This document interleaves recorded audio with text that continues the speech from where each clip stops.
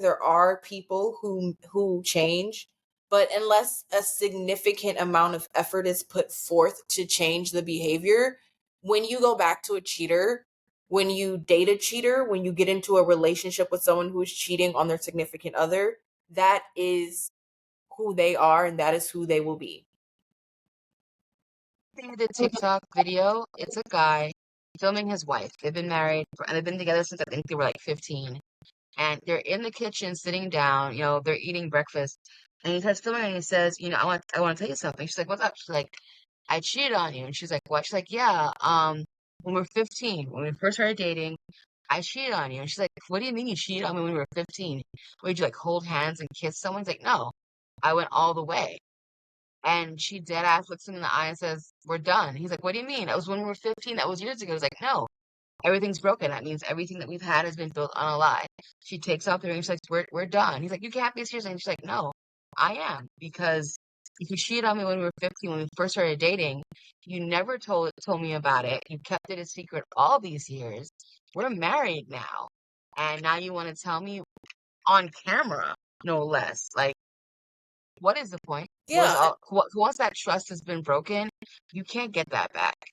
No. And the question is, like, do you think, like, they do say once a cheater, always a cheater, because for some people, the reason why they cheat is learned behavior. It's what they saw their mother or their father doing. Usually, their parental unit may have been a cheater.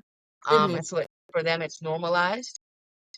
We live in a society where it is very normal for men to cheat. Within the Caribbean, it is very glorified for men to have multiple houses and multiple girlfriends and multiple wives. It doesn't make it a good thing, and that's a whole larger conversation about why that is a thing.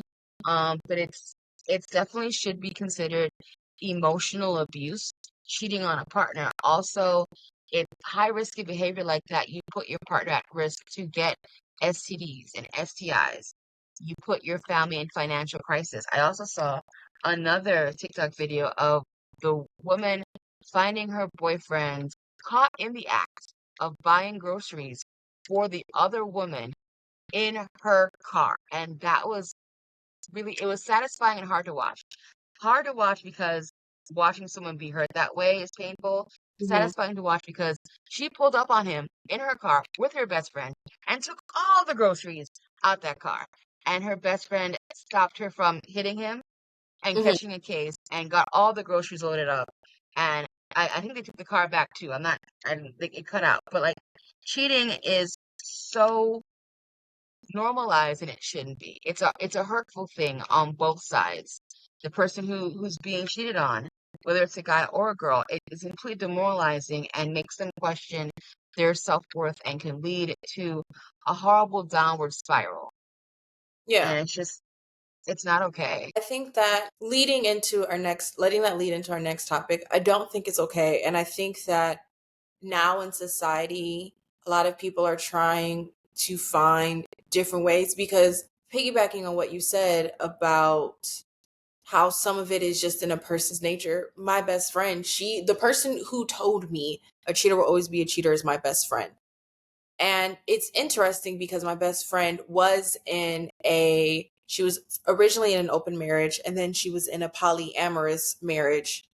And even that didn't absolve her from her, I would say, compulsion to cheat.